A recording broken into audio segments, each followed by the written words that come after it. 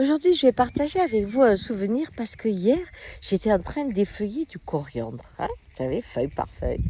Et cela m'a rappelé ce moment intime et fort agréable que j'avais eu avec ma Primo au Canada, qui est une amie. Et elle était elle aussi en train d'effeuiller du coriandre, mais elle ne le faisait pas rapidement, efficacement. Elle le faisait avec de la jouissance. Et je trouvais ça extraordinaire. Je lui avais dit, ah, j'ai jamais vu quelqu'un effeuiller du coriandre comme toi.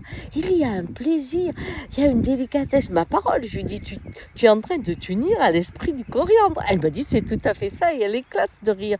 Et j'ai retrouvé ça aussi dans la cuisinière des Pruniers, dans sa façon qu'elle avait de préparer les plats. Eh bien, c'était la même chose que Prémo, où quand vous voyez un singe manger, il ne mange pas le monde, il s'unit au monde, et on a l'impression qu'à l'intérieur de lui, c'est l'ensemble du monde qui explose. Cette conscience, cette présence, dans cette jouissance extraordinaire, me revenait hier quand moi, par contre, j'étais en train d'effeuiller mon coriandre vivement.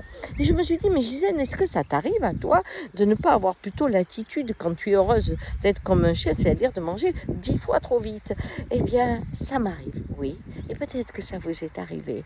Quand je suis dans la douleur totale, dans une épreuve de la vie où mon cerveau et mon cœur explosent tellement j'ai du mal à le vivre, alors à ce moment-là, si je cire une table, je ne cire pas une table.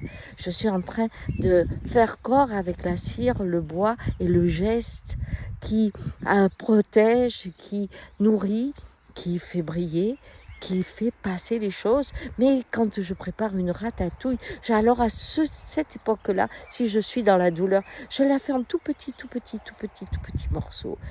Et très précis, comme s'ils devaient être tous les mêmes, comme si cette concentration m'amener au-delà de la ratatouille, au-delà de la courgette, au-delà de l'aubergine, m'amener dans ce mouvement où tout est à sa place et où tout a sa taille, tout a sa forme, tout est en vibration.